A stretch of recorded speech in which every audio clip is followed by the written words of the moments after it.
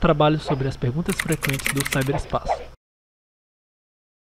Mas antes, o que é o cyberespaço?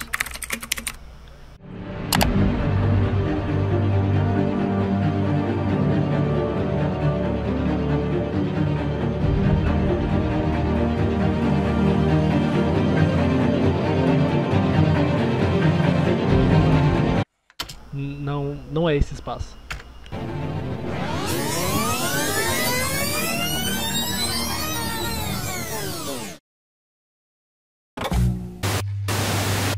O que o senhor faria se o senhor descobrisse que o seu filho está usando o Twitter? Aí eu mandava prender ele para não soltar mais nenhum, que a minha vez era essa. Eu mandava prender. Eu não aceitava não, porque isso aí não é para um homem. Definido como um mundo virtual, onde reina a interdependência entre a rede de máquinas interligadas e a dinâmica dos usuários, o ciberespaço, como é conhecido, proporciona interconexão mundial de computadores. Para a maioria das pessoas, a mídia digital funciona como um canal de diversão e entretenimento. Para outros, além de se constituir como um vetor de comunicação permanente, funciona como uma estratégia operacional eficiente no campo da pesquisa científica e como oportunidade de trabalho numa época onde a tecnologia é o auge. O WhatsApp, você acha que ele é o quê?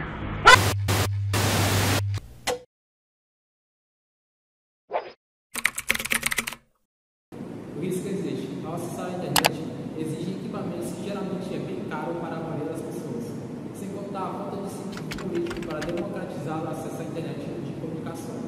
Mas especificamente falando, para esse tipo de pergunta temos três possíveis respostas que não chegariam a resolver o caso, mas amenizariam esses problemas. É preciso observar a tendência de conexão, não os seus números absolutos. Em geral, a taxa de adaptação à internet aumenta em uma velocidade superior a todos os outros meios de comunicação anteriores. O número de pessoas que utilizam esse meio de comunicação aumentou em ritmo exponencial desde os anos 80, principalmente entre os jovens, sendo assim os excluídos serão cada vez mais em menor número. Será cada vez mais fácil e barato conectar-se à internet.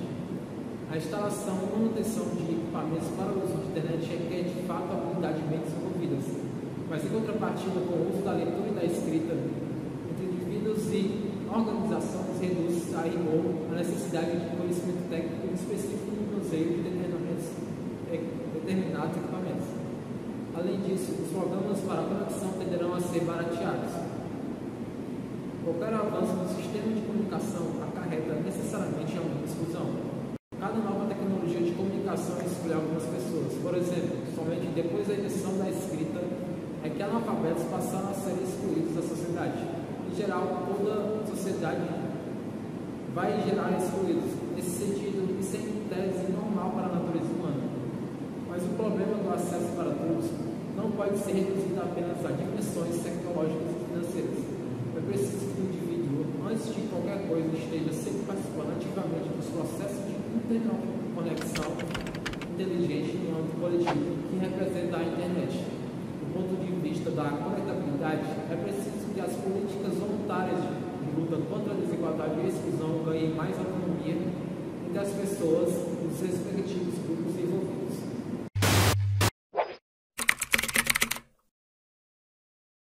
Essa cultura encontra-se em ruptura com os valores fundadores da modernidade europeia.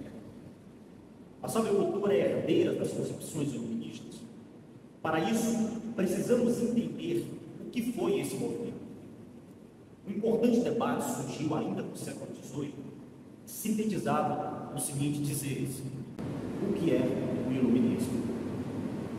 Grandes pensadores da época, como Kant, não apenas cogitavam possíveis respostas, como também entrou em jogo outras formas teóricas de interpretações correlatas, sustentadas por outros pensadores.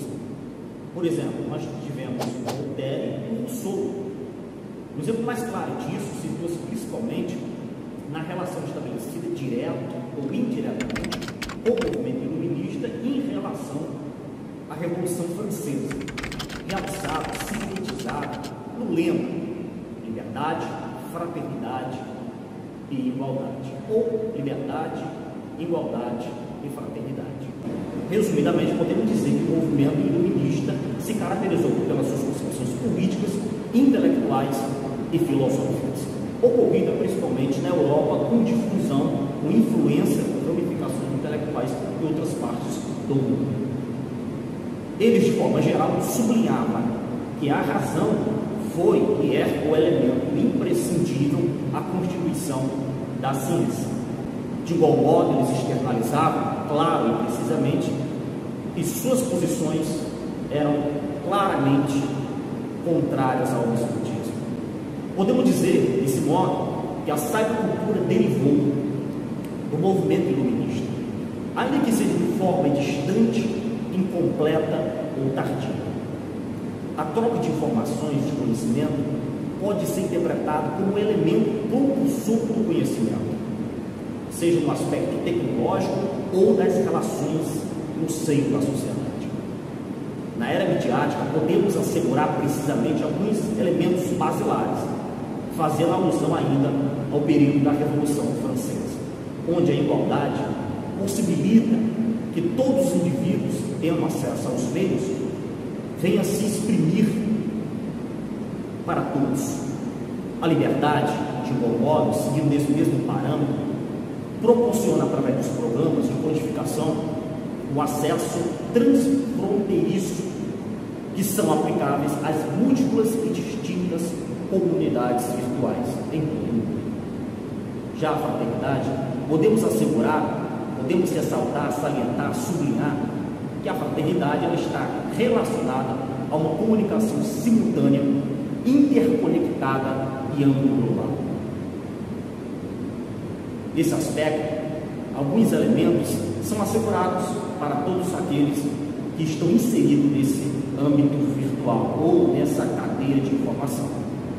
Nesse aspecto, podemos dizer que criar, simular, informar e difundir mensagens, informações ou serviços gera e proporciona maior autonomia de seus produtores e também maior acessibilidade e comodidade aos seus consumidores. Seguindo nessa linha de raciocínio, podemos dizer novas formas de universalidade, de fraternidade, de promoção e comunicação multicultural. Podemos dizer dessa forma que esse aspecto ele se traduz dessa maneira, como uma produção. A cybercultura mantém a universalidade, ao mesmo tempo que dissolve a totalidade. Termos que podem até de certo modo ser confundidos, mas fazemos menção que a totalidade está diretamente ligada à ideia de todo, de completude. Já a universalidade está mais relacionada à concepção de maioria de todos. Desse modo, finalizamos. Conectadas ao universo, as comunidades virtuais constroem e dissolvem constantemente a micrototalidade dinâmica, emergente e imersa dessas múltiplas e distintas relações.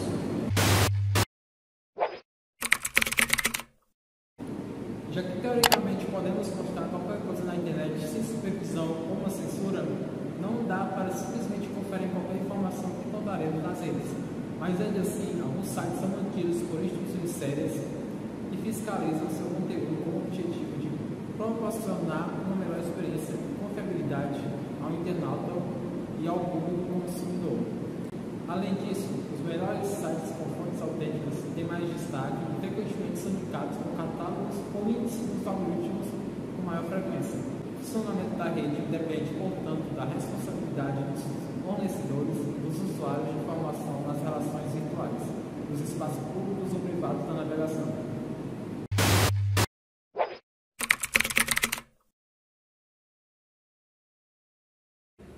O inglês é hoje, na prática, a língua padrão da internet.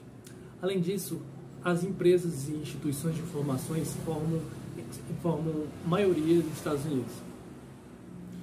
Isso traz, de certa forma, um medo à ameaça dos Estados Unidos. Só que essa ameaça é realmente tão grave assim?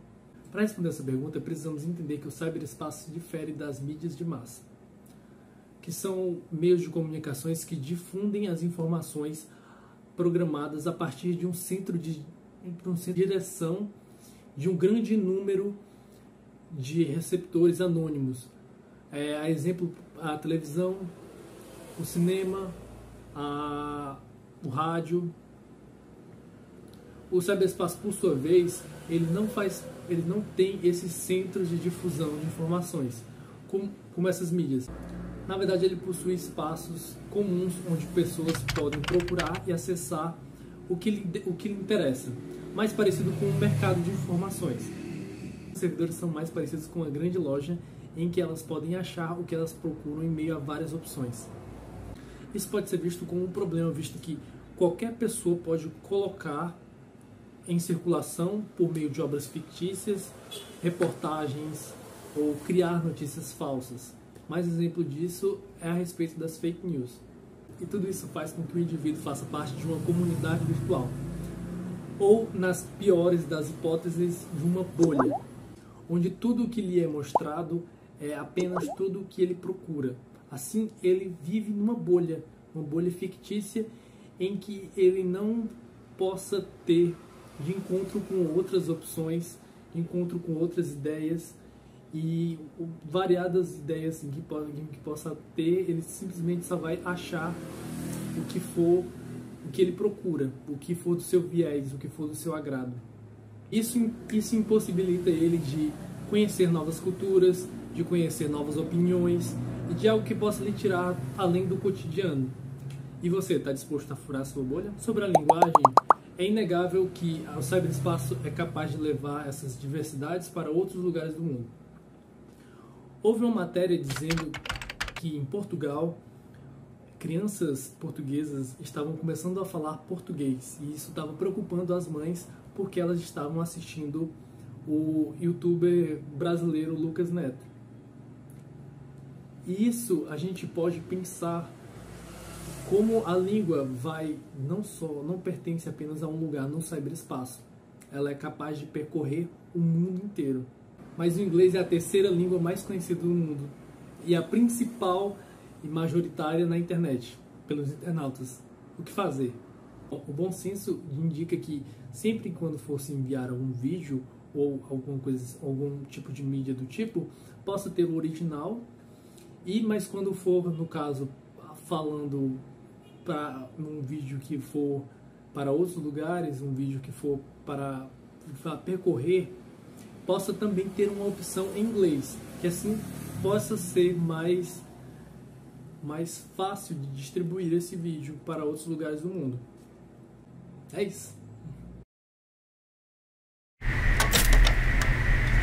Virtual, onde reina a interdependência entre a rede de máquinas interligadas e a dinâmica dos usuários, o ciberespaço, como é conhecido, proporciona interconexão mundial de E o homem quer mulher, ele morre sem mulher. Porque não é trabalhar, não é? versão